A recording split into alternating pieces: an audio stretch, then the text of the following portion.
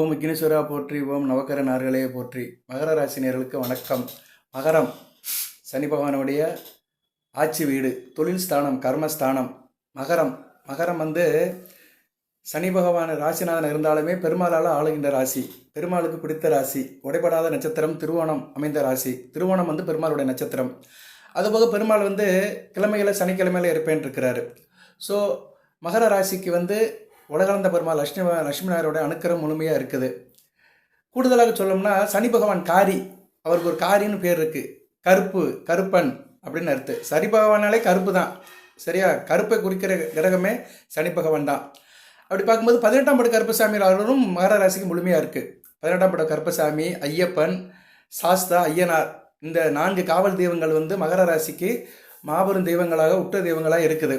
மாபெரும் தெய்வம்னா என்ன சார்? தெய்வத்தில் அது என்ன சார்? மாபெரும் தெய்வம்னா உச்சபட்ச பலன்களை கொடுக்கும். மகர ராசிக்கு இந்த தெய்வங்கள், இந்த 4 தெய்வங்களுமே உச்சபட்ச பலன்களை கொடுக்கும். குறிப்பாக 18ஆம் பட கருப்பசாமி பெருமாளுக்கே காவல் தெய்வம். பெருமாளே காக்கும் தெய்வம் தான். உலகளந்த பெருமாள் லட்சுமி நாராயணே காக்கும் தெய்வம் தான். மும்மூர்த்திகளை பெருமாள் காக்குறாரு. காக்கிறது ரொம்ப கஷ்டங்க. பிரம்மா படைக்கிறாரு, சிவன் அழைக்கிறாரு.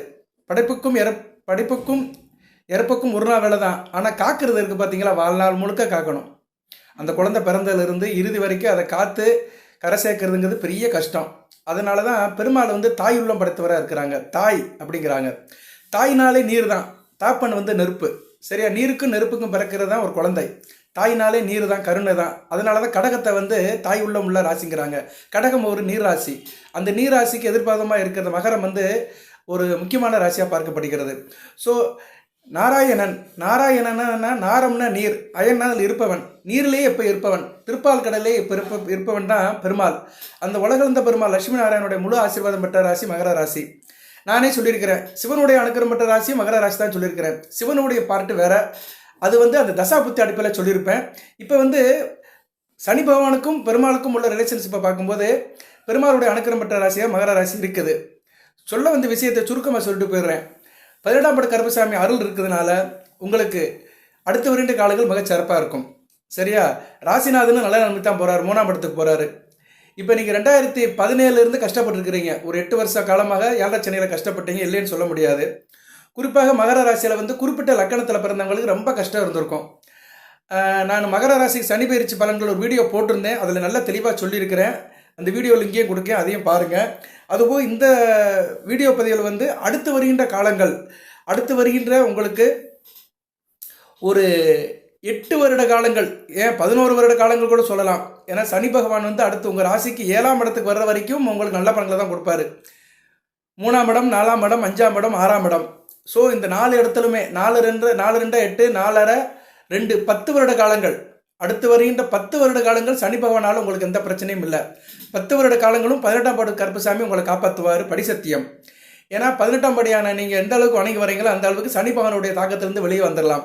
சனி பகவான் ஒரு கோள் தான், நவக்கிரகங்கள் அவர் ஒரு முக்கியமான கிரகம். உங்கள் ராசிநாதன் கூட, உங்கள் ராசிக்கும் 2 உடையவனும் கூட, உங்களுக்கு உடையவனும் உங்கள் வீட்டுக்கு உடையவனும் கூட. 2ஆம் படம் குடும்பஸ்தானம்.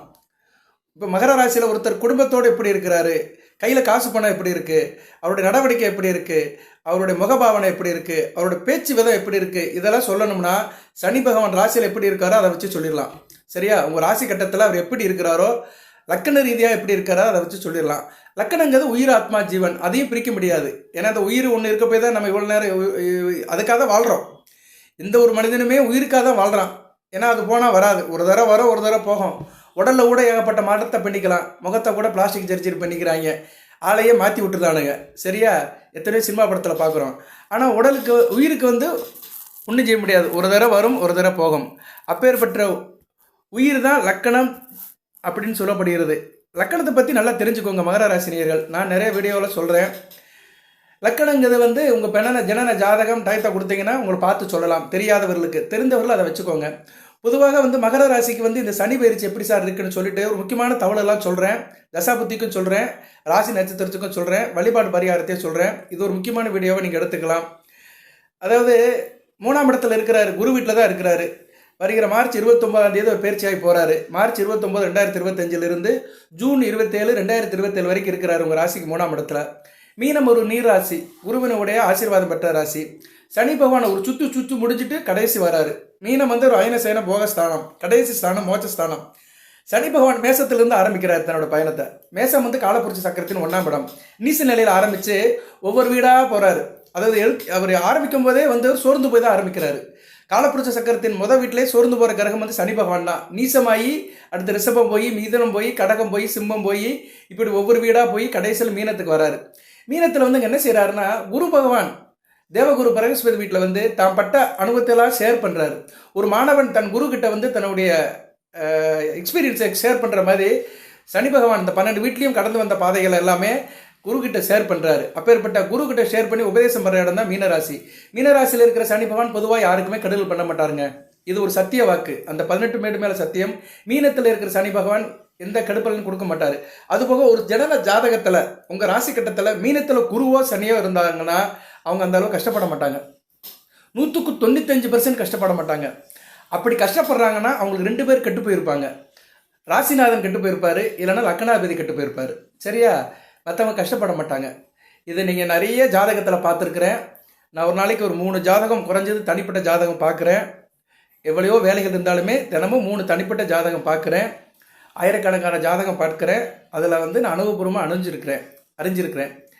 நேரடியாக 2 வீடியோவுக்கு பேசியிருக்கேங்க. கன்னி ராசிக்கும் மிதுன ராசிக்கும் லைவில் பேசியிருக்கிறேன்.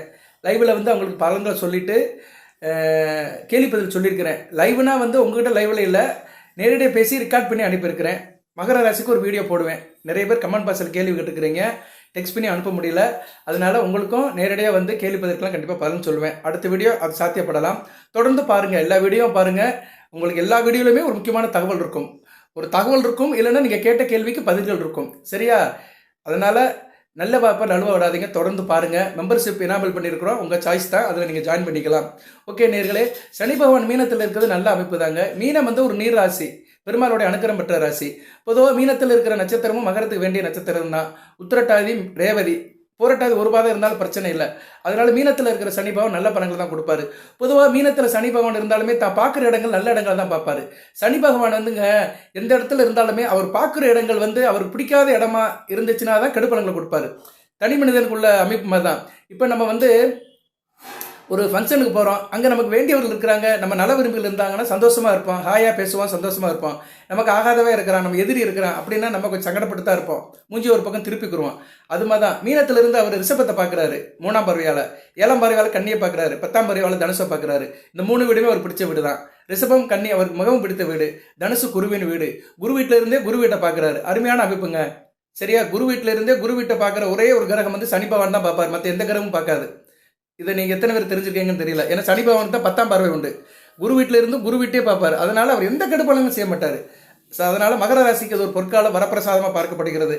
அடுத்து வந்து ஒரு மேசத்துக்கு வந்தாலும் நீசம் அடைவார், இயல்பு நிலையில் அகற்று தான் இருப்பார். மேசத்தில் இருந்தாலுமே செவ்வாயோட நிலைப்பாடுக்கு ஏற்ற மாதிரி தான் இருப்பார். மேசத்தில் அசுபனி, பரணி, கார்த்திகை இருக்குது.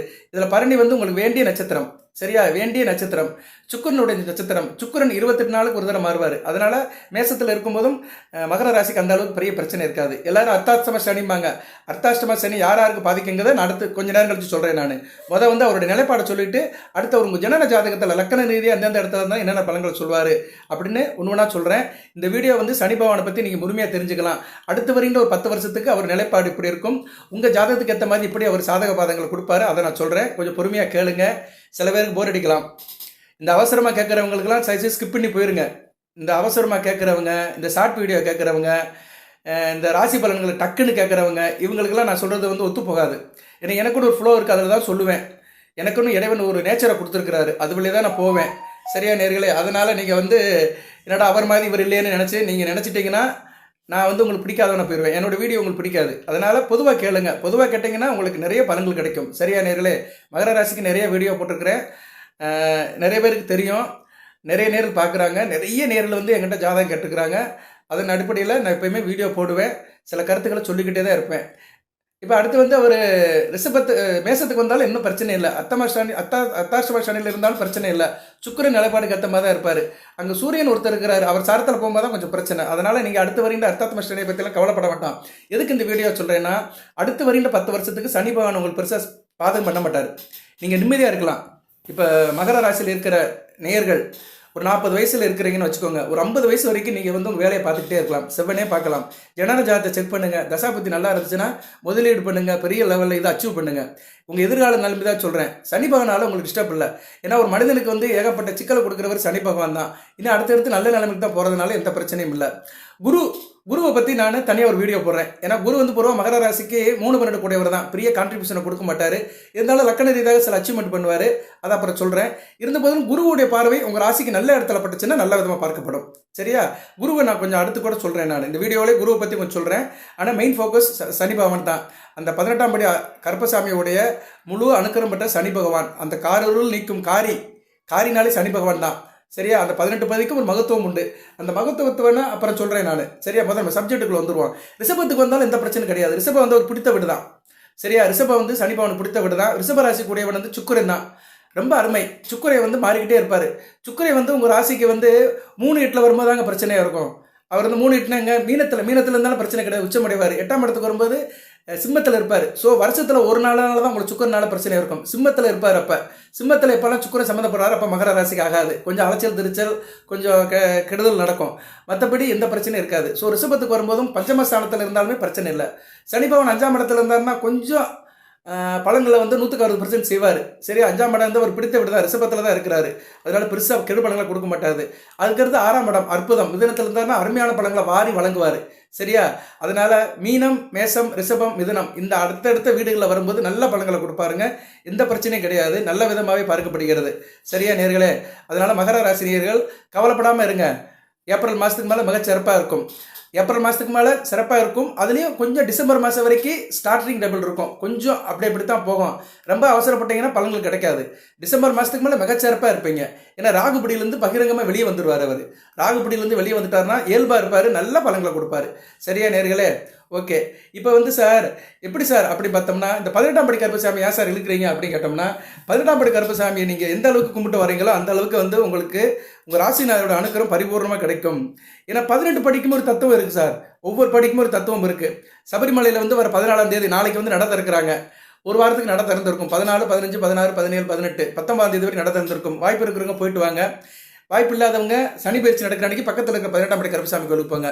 சனி பயிற்சி வந்து வருகிற 29ஆம் தேதி நடக்குது. மார்ச் 29ஆம் தேதி நடக்குது. இரவு தான் நடக்குது. சரியா? 9 மணிக்கிட்ட என்னமோ தான் நடக்குது. அதனால நீங்கள் கோயிலுக்கு போகிறதா இருந்தால் 20ஆம் தேதி காலையில் போங்க. சரியா? அது சனிக்கிழமை தான் நடக்குது. இப்போ மேட்சாவது பாருங்கள். சனிக்கிழமை நடக்குது அது. சரியா? சனிக்கிழமை தான் நடக்குது. 29ஆம் தேதி சனிக்கிழமை. தேதியும் சொல்லிடுவோம். தமிழ் தேதி என்னைக்குன்னா பங்குனி 15. சரியா? பங்குனி 15 சனிக்கிழமை இரவு 9:30 மணிக்கு மேலே தான் நடக்குது. அதனால நீங்கள் ஞாயிற்றுக்கிழமை காலையில் கோயிலுக்கு போங்க. நல்லது தான். ஞாயிற்றுக்கிழமை எல்லாத்துக்கும் லீவு தான். காலையில் நினச்சி குளிங்க, காலை கடனை முடிங்க, சூரிய நமஸ்காரம் பண்ணிக்கிட்டு பக்கத்தில் இருக்கிற பெருமாள் கோயிலுக்கு போய் 18ஆம் படி கருப்பசாமி கும்பிட்டு வந்துருங்க. இல்லைன்னா ஆஞ்சநேயரை கும்பிட்டுருங்க. சரியா? மகர ராசி நேயர்கள் இதை ஒன்று செஞ்சுருங்க. அற்புதமாக இருக்கும், அமோகமாக இருக்கும். 18 படி தத்துவங்கள் என்ன சார்னா இது தெரிஞ்சுக்கோங்க. ஏன்னா ரொம்ப முக்கியம்.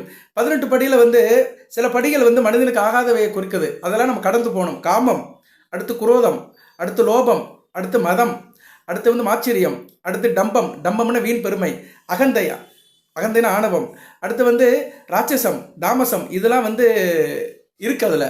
அதுபோக சாத்வீகம், ஞானம், அஞ்ஞானம், கண், காது, மூக்கு, நாக்கு, வாய், மெய், இது 18 அம்சங்களும் கலந்தது தான் அந்த 18 படியோட தத்துவம். இதில் ரொம்ப முக்கியமானது வந்து என்னென்னா ஞானம்ங்கிறது வந்து ஆண்டவனை நினச்சி ஒருமுகமாக படுத்துறது ஞானம்.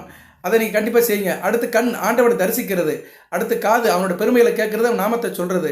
மூக்கு, அவனுடைய சுவாசத்திலேயே அவனை நினச்சிக்கிறது. சரியா? மூக்கு வந்து ஆண்டவன் சன்னிதானத்தில் அவனுடைய நாமத்தை சொல்லி அவனோட சுவாசத்தை நுகர்றது. அடுத்து வந்து நாக்கு, புலால் உணவை தவிர்க்கணும். சரியா? சனிக்கிழமை தோறும் புலால் உணவை தவிர்த்துருங்க. மகர ராசியில் பிறந்தவர்களுக்கு இது முக்கிய வரப்பிரசாதமாக இருக்கும். எந்த அளவுக்கு சனிக்கிழமை நீங்கள் நான்வெஜ்ஜை தவிர்க்கிறீங்களோ அந்த அளவு வாழ்நாள் முழுக்க நல்லா இருப்பீங்க. அடுத்து வந்து வாய், கடுசொல் சொல்லக்கூடாது. இறை நாமத்தை மட்டும் சொல்லணும். நல்ல வார்த்தையை சொல்லுங்கள். கடுசொல்லை தவிர்த்துருங்க. அடுத்து மெய், இருகரங்களால் இறைவனை தொடுங்க. சரியா? உங்கள் மெய்யால் இறைவனை தொடுங்க. உணர்வுபூர்வமாக உள்ளபூர்வமாக இறைவனை தொட்டிங்கன்னா நல்லபடியாக பார்க்கப்படுகிறது. பெண்கள் ஐப்பெண்களுக்கு போக முடியாது. சரியா? மேக்சிமம் பெண்கள் போக மாட்டாங்க. அவங்களுக்கு சில இது இருக்கிறதுனால இயற்கையிலேயே ஐயப்பன்களுக்கு நேரடியாக போக முடியாது. உள்ளூரில் இருக்க ஐயப்பன்களுக்கு போய்க்கலாம். அதுபோக நீங்கள் 18ஆம் படி கருப்பசாமியை பெரும்பாலும் நீங்கள் நினைக்கலாம். சரியா நேரில் ஐயனார் கோயில், சாஸ்தா கோயிலுக்கு போய்ட்டு வந்தீங்கன்னா மிகச்சிறப்பாக பார்க்கப்படுகிறது. சரி சார், இப்போ வந்து பலன்கள் எடுத்துக்கிட்டோம்னா இந்த சனி பயிற்சி வந்து எல்லாத்துக்குமே நல்லா இருக்குமா சார்னா எல்லாத்துக்கும் நல்லா இருக்கும், ஆனால் சில பேருக்கு நல்லா இருக்காது. அது வந்து ஜனன ஜாதகத்தில் சனி பகவான் சில அமைப்பில் இருந்தாருன்னா அவங்க சில பிரச்சனைகள் பண்ணுவார். அவங்க இந்த வழிபாடை கூடுதலாக பண்ணணும்.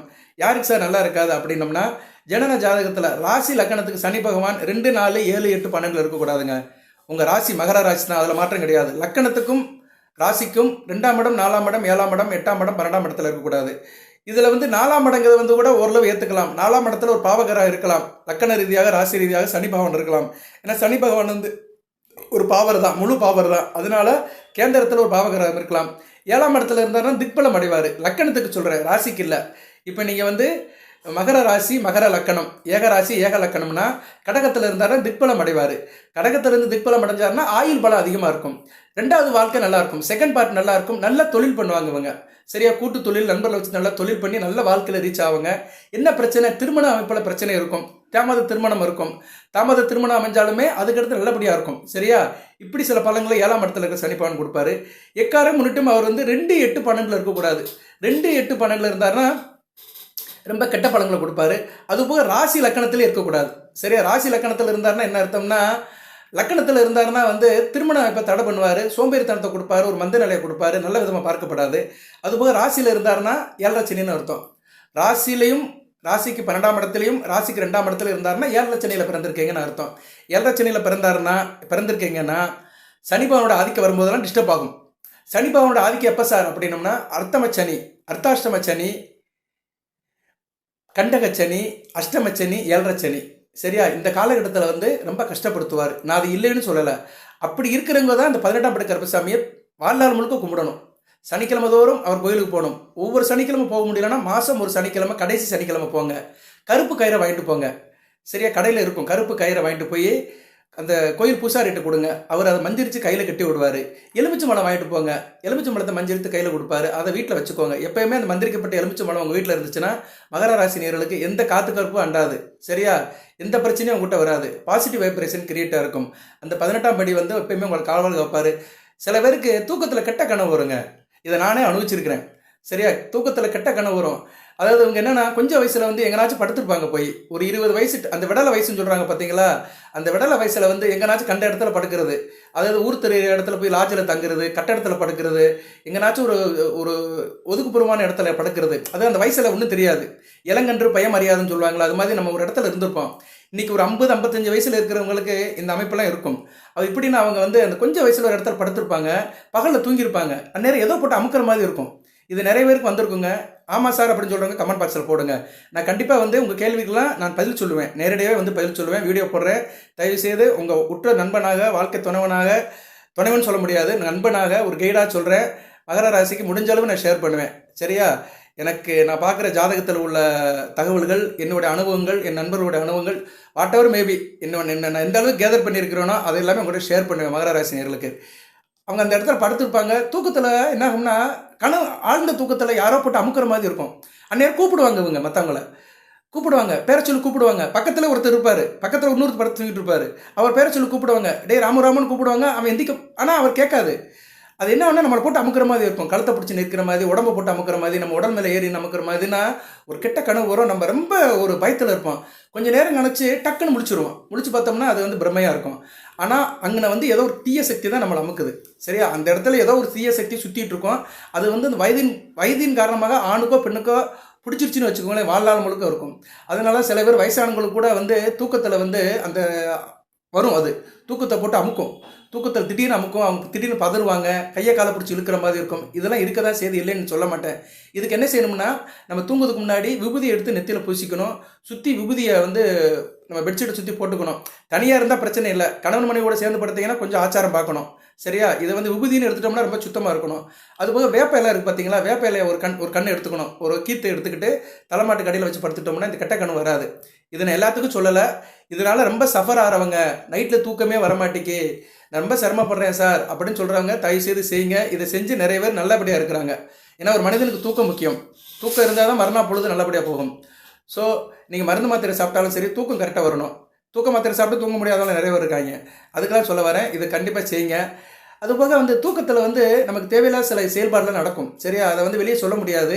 ஆனால் வெளியே சொல்ல முடியாத சம்பவம்லாம் நிறைய நடக்கும். சரியா, சில பேருக்கு தூக்கத்தில் அந்த இந்திரியம் கூட வெளியே போயிடும். சில ஆண்களுக்கு கெட்ட கனவு வந்து அமுக்கிற மாதிரி இந்திரியம் வெளியே போயிடும், ரொம்ப சங்கடப்படுவாங்க. சரியா, அது ஒரு நோயாக கூட மாறிடும், உடம்புல ஒரு சக்தி குறைஞ்சு போயிடும், அடிக்கடி நடக்கிற உடம்புல சக்தி குறைஞ்சு போயிடும். இதுக்கெல்லாம் என்ன காரணம்னா அந்த காற்று கருப்பு தான்.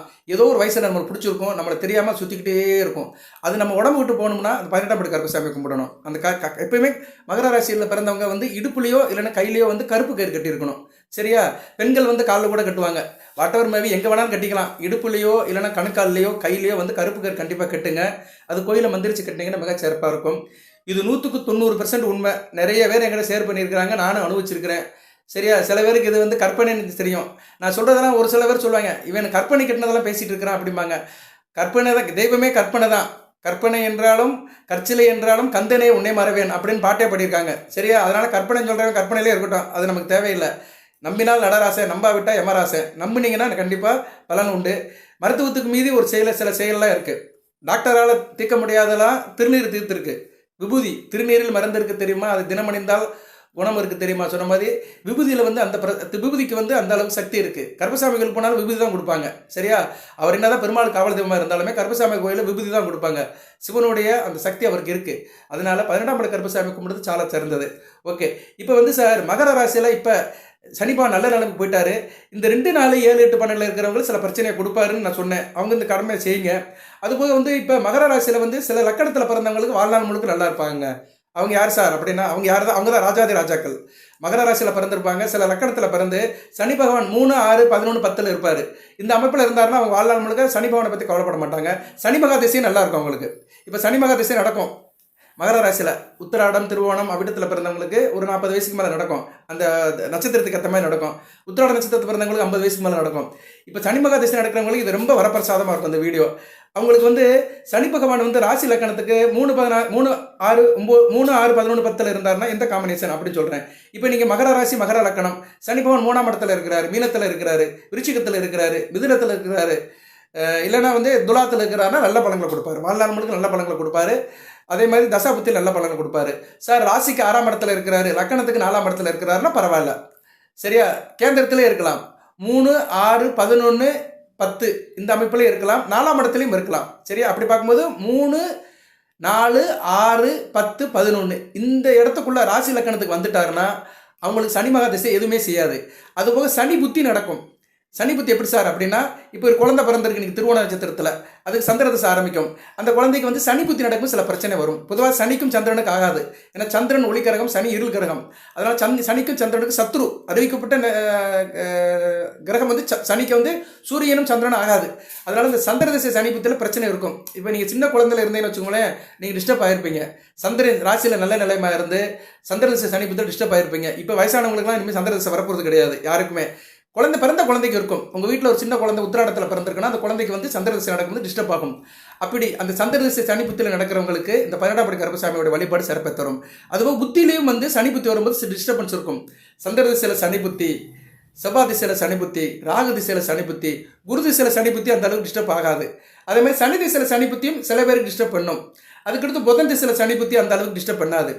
அதுக்கடுத்து கேது திசையில் சனி புத்தி ஓரளவு மத்தியம பலனை கொடுக்கும். கேது திசை சனி புத்தி நடக்கிறவங்களாம் கிட்டத்தட்ட சாமியார் ஆயிடுவாங்க. சரியா, மகர ராசியில் கேது திசை சனி புத்தியில் நடக்கிறவங்க ஒன்று ரொம்ப வயசாயிருவாங்க, இல்லைன்னா ஆன்மீகவாதியாக போயிடுவாங்க. அதுக்கு மேலே நம்ம பேச வேண்டாம், கேது திசைக்கு மேலே பேச வேண்டாம். ஸோ ஒவ்வொரு தசையிலும் சனி பகவான் வந்து ஆக்ட் பண்ணுவார். புத்தியில் ஆக்ட் பண்ணுவார், அந்த இடத்துல ஆக்ட் பண்ணுவார், சூட்சுமத்தில் ஆக்ட் பண்ணுவார், பிராணத்தில் ஆக்ட் பண்ணுவார். அப்படி அவர் புத்தி, தசா, புத்தி, அந்தரம், சூட்சுமம், பிராணத்தில் வரும்போது அவர் நல்ல நிலைமையில் இருக்கணும்னா உங்கள் ராசி லக்கணத்துக்கு 3, 6, 4, 7, 10 இந்த அமைப்பில் இருந்தாலும் நல்ல பலன்களை கொடுப்பாரு. இதில் 4, 7 இருந்தாருன்னா நிபந்தனைக்கு உட்பட்டு பலன்களை கொடுப்பாரு. 4, 7 இருந்தாருன்னா தாயை கெடுப்பார். சரியா, வீடு வாங்க முடியாது, வண்டி வாகனத்தில் யோகம் இருக்காது, சொந்த வீடு அமைப்பதற்கு தாமதமாகும். அதுபோல் இவங்களுக்கு விவசாயம் வந்து விவசாயம் வரும், இருந்தாலும் விவசாயத்தில் கொஞ்சம் இழுபறியாக இருப்பாங்க. விவசாயத்தில் கொஞ்சம் பின்னடைவு இருக்கும், அப்பப்போ லாப நஷ்டம் கூட குறையாக இருக்கும். அது மாதிரி 7ஆம் இடத்துல இருந்தாருன்னா ஆயுள் தீர்க்கம். அதே நேரத்தில் வந்து தாமத திருமணம் இருக்கும். திருமணத்துக்கு பின்னாடி நல்ல நிலைமைக்கு போவாங்க. சரியா, பின் வாழ்க்கை நல்லபடியாக இருக்கும். இப்படி சில நிறைய அற்புதங்கள் அவர் பண்ணுவார். சனி பகவான் மாதிரி கெடுப்பவரும் இல்லை, கொடுப்பவரும் இல்லைங்க. கொடுக்க ஆரம்பிச்சிட்டாருன்னா யாராலும் தடுக்கவே முடியாது. அவர் கொடுத்த பலன்களை வந்து வாழ்நாள் முழுக்க இருக்கும், வம்ச வழி தாண்டி இருக்கும். இப்போ சனி மகா திசை உங்களுக்கு நடக்குதுன்னா சனி மகா திசையில் நீங்கள் கரெக்டாக இருந்து நேர்மையாக இருந்து இந்த 18 படி தத்துவத்தை உணர்ந்து நல்லபடியாக இருந்தீங்கன்னா இந்த 19 வருஷமும் சிறப்பாக இருக்கும். உங்களுக்கு கிட்டத்தட்ட ஒரு 70 வயசு வரைக்கும் நடக்கும். சரியா, அந்த உத்திராட நட்சத்திரத்தில் பிறந்தவங்களாம் 70 வயசு வரைக்கும் நடக்கும். 70-72 வயசு வரைக்கும் வாழ்க்கையில் வந்து அந்திம காலத்துக்கு போயிடுவீங்க. சிறப்பாக இருக்கும். இந்த சனி மகாதிசையில் அவர் கொடுக்குற சொத்து அசட்டு எல்லாமே தலைமுறை தாண்டி நிற்கும். எந்த ஒரு மனிதனுக்குமே தலைமுறை தாண்டி ஒரு சொத்து நிற்குன்னா அது சனி பகவான் தான் கொடுத்துருப்பாரு. ஏன்னா அப்படி அவர் நீடிச்சு நிலைச்சு கொடுப்பாரு. ஏன்னா அவர் வந்து ஒவ்வொரு ராசியிலும் நின்று நிதானிச்சு போவார். அவசரப்படவே மாட்டார், பதட்டப்படவே மாட்டார். பொறுமையாக நின்று நிதானிச்சு யோசனை பண்ணி இவனுக்கு கொடுக்கணுமா வேண்டாமா, இவன் யார், எப்பேற்பட்டவன், இவன் என்னென்ன செஞ்சுருக்கிறான், இவன் கர்ம பலன் என்ன, எல்லாத்தையும் படித்து பார்ப்பார். சில பேர் புஸ்தகம் படிப்பது பார்த்தீங்களா, படப்படப்படம் படிச்சுட்டு போயிடுவாங்க. பக்கத்தை பார்ப்பாங்க, கடைசி பக்கத்தை பார்த்து பொச்சத்தை மூடி வச்சுட்டு போயிடுவாங்க. அவங்களாம் செவ்வாயோட அனுக்கிறம் மற்றவங்களாக இருப்பாங்க, வேகமாக இருப்பாங்க. சில பேர் பார்த்தீங்கன்னா அப்படியே மெதுவாக படிப்பாங்க, அப்படியே படிச்சிடும். என்கிட்டே நிறைய பேர் ஜாதகம் பார்க்கும்போது நான் ரிட்டன் அனுப்புவேன், பலன்களை அனுப்பணுன்னே அந்த கட்டத்தை சரியாக பார்க்காமலே சார் அது மாதிரி இருக்குது இது மாதிரி இருக்குமாங்க. அவங்கள பார்த்தாலே தெரிஞ்சு போயிடும். அவங்க வந்து கொஞ்சம் அவசர கொடுக்கா இருப்பாங்க. எதுக்கு சொல்ல வரேன்னா, சனி பகவான் வந்து நின்று நிதானிச்சு பொறுமையாக செய்வார். கெடுக்கும்போதும் அப்படித்தான் கெடுப்பார், கொடுக்கும்போதும் நிதானமாக கொடுப்பார். அவர் நிதானமாக கொடுக்கறதுனால அவர் கொடுக்குற அந்த செல்வம், அவர் கொடுக்குற அந்த புகழ், அவர் கொடுக்குற அந்த அந்தஸ்து, அவர் கொடுக்குற அந்த அங்கீகாரம் நீடித்து இருக்கும். சில பேர் கொஞ்சம் வயசுலேயே சனி தசை நடக்கும், வலுவாக கொடுத்துட்டு போயிடுவார், வாழ்நாள் முழுக்க இருப்பாங்க. சில பேர் பார்த்தீங்கன்னா சில அந்தஸ்தோடு கடைசி வரைக்கும் இருப்பாங்க. ஒரு அரசியல் கட்சி தலைவனா அந்த கட்சி தலைவரை கடைசி வரைக்கும் இருப்பாங்க. 50 வருஷத்துக்கு தமிழ்நாட்டில் அரசியல் கட்சி தலைவராக இருந்த தலைவர்லாம் இருக்கிறாங்க. அவர் சனி திசை நல்லா இருந்திருக்கும். அவர் ஜாதகத்தை பார்த்தா சனி நல்ல நிலைமையில் இருந்திருப்பார். 50 வருஷத்துக்கு 1969 2018 வரைக்கும் ஒரு தலைவர் இருந்தார் தமிழ்நாட்டில். புகழ்பெற்ற தலைவர் தான். நான் அவர் பேரை சொல்லலை, அரசியல் பேசுகிற மாதிரி இருக்கும். அவர் ஜாதகத்தை பார்த்தா சனி பகவான் நல்ல நிலைமையில் இருப்பார். ஏன்னா அந்த புகழ் அந்தஸ்தை கொடுத்துட்டாருன்னா திருப்பி வாங்க மாட்டார். ஆயுள் முழுக்க அவர் வச்சிருப்பார். ஏன்னா ஆயுட்காரகன் அல்லவா, ஆயுள் கொடுக்குறவர் அவர் தானே. அதனால அவன் சம்மந்தப்பட்ட ஆயுள் எடுக்கிற வரைக்கும் அவனுக்கு அதே புகழ் அந்தஸ்தோடு கொடுத்துட்டு போயிடுவார். ஓகே நேர்களே, இப்போ ஏற்பட்ட சனி பகவானோட அருளை வாங்கணும்னா கண்டிப்பாக 18ஆம் படி கருப்பசாமியை கும்பிடுங்க, அவரோட அருளை பெறுங்க. டெக்ஸ்ட் பண்ணுங்க, சும்மா இருக்க நேரம் 18ஆம் படி கருப்பசாமி நாமத்தை சொல்லுங்கள். டெய்லி ஒரு தடவைனாச்சும் சொல்லுங்கள். இரவில் சொல்லுங்கள். இரவில் தூங்குறதுக்கு முன்னாடி 18ஆம் படியான் துணைன்னு சொல்லிட்டு தூங்குனீங்கன்னா மிக சிறப்பாக இருக்கும் மகர ராசி நேயர்களுக்கு. இந்த வீடியோ கேட்குறவங்க இந்த டெக்ஸ்டில் எழுதுங்க, அவருடைய நாமத்தை சொல்லுங்கள். 18ஆம் படி கருப்பசாமிக்கு நிறைய இருக்குது. அவர் நாமத்தை சொல்லுங்கள், ஐயப்ப நாமத்தை சொல்லுங்கள். அரிகிற புத்திரனை போட்டு, ஆனந்த சித்தனை போட்டு, ஆரியாங்க ஐயாவை போட்டு, அச்சங்கோயில் அரசையை போட்டு, அனாத ரச்சகனை போட்டு, ஆபத் பாந்தவனை போட்டி, அன்னதான பருவையை போட்டி, மகர ஜோதியை போட்டி, மங்கா விளக்கை போட்டி, மஞ்சமாதேவி கல்வனை போட்டி, பந்தளராஜனை போட்டி, பம்பா நதியை போட்டி, பாபரின் சோதரனை போற்றி, இப்படி அவர் நாமத்தை சொல்லுங்கள். ஓம் அறிந்தும் அறியாமலும் தெரிந்தும் தெரியாமலும் செய்த குற்றங்களை புண்ணு தரல வேண்டும். பொன்படி 18 மேல் வீட்டிற்கும் வில்லாது வீரன் வீரமணிகண்டன் காசி ராமேஸ்வரம் மலையாளம் அடைக்காலும் சாமியே சரணமயப்பா, அந்த நாமத்தை சொல்லுங்கள். ஐயப்பனை எந்த அளவுக்கு அணுகிறீங்களோ அந்த அளவுக்கு நீங்கள் வந்து ஐயப்பாடு இல்லாமல் இருக்கலாம். சரியா, மகர ராசியில் எந்த பிரச்சனையும் இருக்காது. பர்டிகுலராக உங்கள் ராசிநாதன் சனி பகவானை பற்றி நீங்கள் கவலைப்பட வேண்டாம். நீங்கள் உங்கள் காரியத்தை செஞ்சுட்டு போய்கிட்டே இருக்கலாம். சரியா, இந்த ராகு பயிற்சி குரு பயிற்சிலாம் நீங்கள் அப்புறம் பார்த்துக்கோங்க. சரியா, அதெல்லாம் வந்து நடக்கும். நான் ராகு பயிற்சிக்கு வேணால் அப்புறம் சொல்கிறேன். ராகு 2ஆம் இடத்துக்கு தான் வராரு. இப்போதைக்கு ராகு பயிற்சி மகர ராசிக்கு நல்லா இல்லை. ராகு இதுகள் வந்து ராசிக்கு வந்து 2ஆம் இடத்துலேயே அடுத்த ராசி, அதுக்கடுத்து 12ஆம் இடத்துல வரும். இந்த 3 இடத்துல ராகு இருந்தால் நல்லா இருக்காது. ஸோ ராகுவை பற்றி இதில் சொல்ல வேண்டாம், தனியாக வீடியோ போடுறேன். ராகு வந்து ஒரு நிழல் கரகம், சாயா கரகம், சர்ப்ப கரகம், இயல்பு நிலை அற்ற கரகம். அது வேற மாதிரி தான் ஆக்ட் பண்ணுவார். அதே மாதிரி தான் கேதுவும் அப்படித்தான். கேது வந்து உங்கள் ராசிக்கு ஆகாத கடத்துக்கு தான் போகிறாரு. சிம்மம் கடகத்தில் இருக்கிறாரு. அதனால் அடுத்து நடக்கிற 2 ராகு கேது பயிற்சிகளும் மகர ராசிக்கு நல்லா இருக்காது.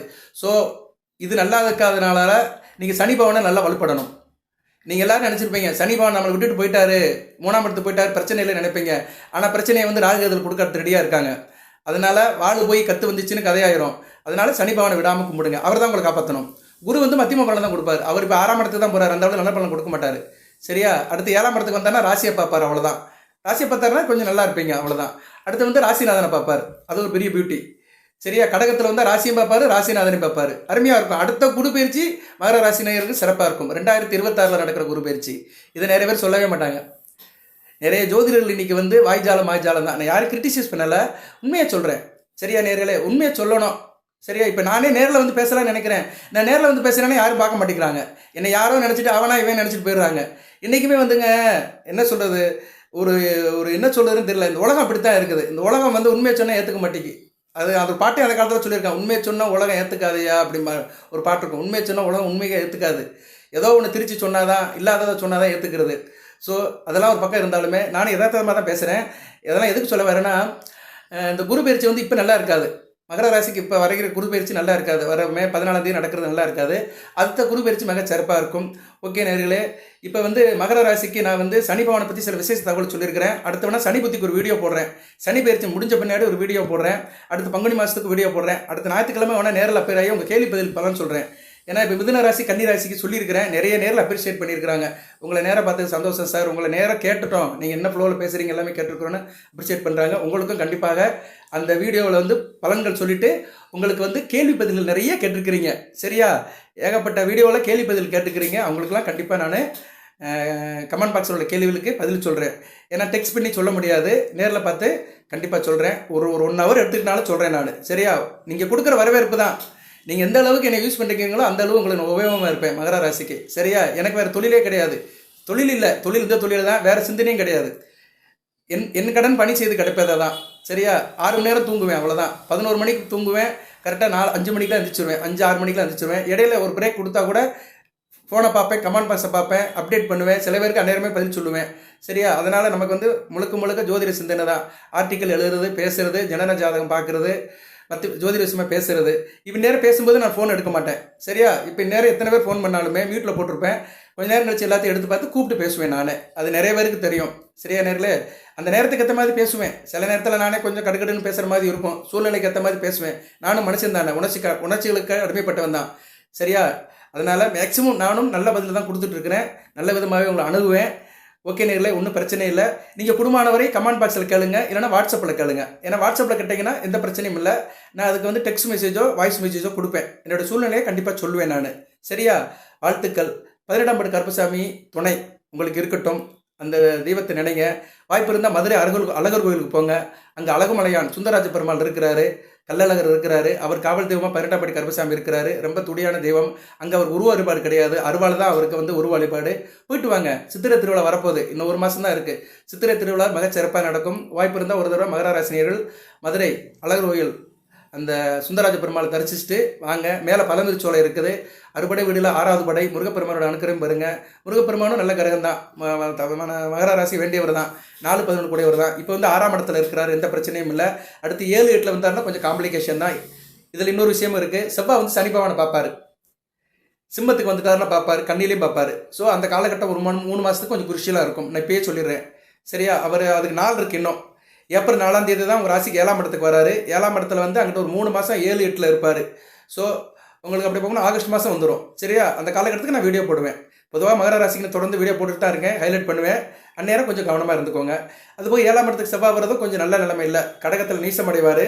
கொஞ்சம் பார்த்துக்கோங்க, கூட்டாளி, நண்பர்கள், சொந்த பந்தம், கணவன் மனைவி உறவு, இதில் கவனமாக எடுத்துக்கோங்க. ஏப்ரல் 7க்கு மேலே. ஓகே நேர்களே, எதுக்கு சொல்ல வரேன்னா, அந்த பழமுதிர்ச்சோலை முருகனுடைய அறுபடை வீடு, வள்ளி தெய்வானையோடு இருக்கிறார். அது பெரிய ஸ்பெஷலிஸ்ட்டு. ஏன்னா அவர் வந்து திருப்பரங்குன்றத்தில் வள்ளி தெய்வானையோடு இருக்கிறாரு, திருத்தணியில் வள்ளியோடு இருக்கிறாரு. அவர் தன் 2 மனைவியோடையும் 2 துணைவியோடையும் தனியாக ஒரு கனிமோனுக்கு போன இடம் தான் வந்து பழமுதிர்ச்சோலை. அங்கே போயிட்டு வந்தீங்கன்னா நல்லா இருப்பீங்க. கணவன் மனைவி ஒருவேளை பிரச்சனை இல்லாமல் இருக்கணும், ஜாலியாக இருக்கணும் அப்படின்னு நினைக்கிறவங்க பழமுதிர்ச்சோலைக்கு ஒரு வந்துட்டு போங்க. பழம் உதிரும் சோலை, திருமாலின் சோலைன்னு அர்த்தம். சரியா, ஏன்னா திருமாலின் சோலைன்னா திருமாலங்க இருக்கிறாரு, சோலைமலை சோலைமலை முருகனும் இருக்கிறாரு, சோழமலை இவரும் இருக்கிறார், பெருமாள் இருக்கிறாரு. ஸோ மாமனும் மருமனும் ஒரு இடத்துல இருக்கிறாங்க. பொதுவாக வந்து ஒரு ஆண் வந்து மாமா கூட இருக்கும்போது சந்தோஷமாக இருப்பான். நீங்கள் ஒரு ஆணாக இருக்கிறீங்க, உங்கள் அப்பா கிட்ட இருக்கிறத காட்டிலையும் உங்கள் தாய் மாமன் கூட இருந்தீங்கன்னா ரொம்ப சந்தோஷமாக இருப்பீங்க. இது இயல்பு. இதே மாதிரி தான் இயற்கை தெய்வங்களுக்கும் அந்த உறவு இருக்குது. அவர் வந்து ரொம்ப இயல்பாக சந்தோஷமாக இருப்பார். பழமுதிர்ச்சோலை இருக்கிற முருகனை கும்பிட்டு வந்தீங்கன்னா வாழ்க்கை நல்லாயிருக்கும். சரியா, நல்ல விதமாக பார்க்கப்படுகிறது. அதுக்கு மேலே தீர்த்தக்கரை ராக்கு இருக்குது, அங்கே போய் தீர்த்த நீராட்டு வந்தீங்கன்னா தோஷமெல்லாம் விலகும். சரியா நேர்களே, நல்ல விதமாக பார்க்கப்படுகிறது, ஒரு நல்ல விதமாகவே பார்க்கப்படுகிறது. அது ஒரு கதை இருக்குது, அந்த கதைக்குள்ளே போனோம்னா நான் வந்து ஸ்டோரி சொல்கிற மாதிரி ஆகிக்கிறோம். சரியா, அதெல்லாம் வேண்டாம், சொல்லலாம், எவ்வளவோ இருக்குது. அதாவது காரணம் இல்லாத காரியம் எதுவுமே இல்லை, எல்லாத்துக்கும் ஒரு காரணம் இருக்குது. அந்த காரணத்தை சொல்லிக்கிட்டே இருக்கலாம். அந்த தீர்த்தக்கரை ராக்கில் நீங்கள் குளிச்சுட்டு கீழே வந்து முருகப்பெருமானை கும்பிட்டு கடைசியில் பெருமாளை கும்பிட்டு கருப்பசாமி கும்பிட்டு அப்படியே போகலாம். மேலேருந்து கீழே வருது தான் நல்லது. சரியா, இல்லைன்னா கீழே இருந்து மேலே போகலாம், சௌரியம் தான். மனமே சகலமும் என்பார். நம்ம மனசு தாங்க சகலம். சில பேர் என்ன சொல்லுவாங்க, அப்படி செய்யாத இப்படி செய்யாதம்பாங்க. அப்படிலாம் ஒன்றும் கிடையாது, எல்லாமே இறைவனுக்கு தான். சரியா, கண்ணப்பனுக்கு வந்து சிவன் காட்சி கொடுத்தாரு, கண்ணப்பை வந்து சிவனை எச்சு துப்புனாரு, வாயில் தண்ணி கொண்டு தான் அபிஷேகம் பண்ணார், கறியை வச்சா சமைச்சார், கால் பெருவரலால் தான் கண்ணை பார்த்தாரு. அவனுக்கு வந்து இறைவன் காட்சி கொடுக்கலையா, அவனை தடுத்தாட்குள்ளே ஏற்றுக்கலையா? அதனால் பக்தி தான் முக்கியம். மனதுக்குள்ளே தூய எண்ணம் இருந்தால் செயல்பாடு எப்படி இருந்தாலும் இறைவன் ஏற்றுக்குருவார். வாழ்த்துக்கள் நேயர்களே. 18 படி சத்தியம் மகர ராசிக்கு வந்து அடுத்து வருகின்ற இன்னும் 10 வருஷம் இந்த பிரச்சனையும் இல்லை. ஜனன ஜாதகத்தில் சனி பகவான் சரியில்லாதவங்களுக்கு சில பிரச்சனைகள் இருக்க தான் செய்யும். சரியா, அது இல்லைன்னு சொல்லலை. அதுக்கு தனியாக நான் சனி பகவானுடைய புத்தியை பற்றி போடுறேன். நான் இப்போதைக்கு எந்த பிரச்சனையும் பண்ண வேண்டாம். உங்களுக்கு ஒரு மாஸ்டர் பிளான் கொடுத்துருக்குறேன், ஒரு மாஸ்டர் ப்ரொஜெக்ஷன். அடுத்து வருகின்ற 10 வருஷத்துக்கு சனி பகவான் வந்து மகர ராசிக்கு பெருசாக கெடுதல் பண்ண மாட்டார். 5ஆம் இடத்துக்கு போனாலுமே சில பூர்வ புண்ணிய விஷயத்தில் பிரச்சனை பண்ணுவார். பாகப்பருவனை பஞ்சாயத்து இதெல்லாம் நடக்கும். பிள்ளைகள் விஷயத்தில் சில எதிர்பாரா சில மன கஷ்டம் வரும், அவ்வளோதான். பிள்ளைகளுக்கு ஒன்றும் பிரச்சனை இருக்காது. பிள்ளைகள் சம்மந்தப்பட்ட விஷயத்தில் சில பிரச்சனைகள் வரும். பேரம்பேத்தி, மருமகன், இல்லைன்னா சம்மந்தப்பட்ட இடத்துல உள்ள சில பிரச்சனைகள். இது வந்து மனதுக்கும் உடலுக்கும் சில வருத்தத்தை கொடுக்கும் 5ஆம் இடத்துல இருந்தாலுமே. அது நேரத்தில் 5 கூடிய சுக்கிரன் நல்ல நிலைமை இருந்தாலும் எந்த பிரச்சனையும் கிடையாது. மற்றபடி நல்லா இருக்குங்க, எந்த பிரச்சனையும் இல்லை. சிறப்பாக இருங்க. ஏதோ ஆரம்பிக்கிறதா இருந்தால் இப்போயே ஆரம்பிங்க. ஒரு 10 வருஷத்துக்கு ஒரு மாஸ்டர் ப்ராஜெக்ட் போடுங்க, மெகா ப்ராஜெக்ட் போடுங்க. நல்ல விதமாக வாழ்க்கையை கொண்டு போங்க. சரியா, நீங்கள் வந்து உத்தியோகத்துக்கு போனாலும் சரி, தொழில் பண்ணாலும் சரி, வியாபாரம் பண்ணாலும் சரி, அடுத்து 10 வருஷத்துக்கு சனி பகவானாலும் எந்த தொந்தரவும் இல்லை, நல்லபடியாக பார்க்கப்படுகிறது. இருப்பினும் வருகிற டிசம்பர் 15ஆம் தேதி வரைக்கும் சனி பகவான் ராகுபடியில் இருக்கிறதுனால 18ஆம் படி கருப்பசாமியை மனதார நிலைங்க, மிக சிறப்பாக இருக்கும். வாழ்த்துக்கள். எது தகவல் இருந்தால் கமெண்ட் பாக்ஸில் போடுங்க. ஜனனா செக் பண்ணுறவங்க வாட்ஸ்அப்பில் அணுகுங்க. வாட்ஸ்அப் நம்பர் கொடுத்துருக்குறேன்.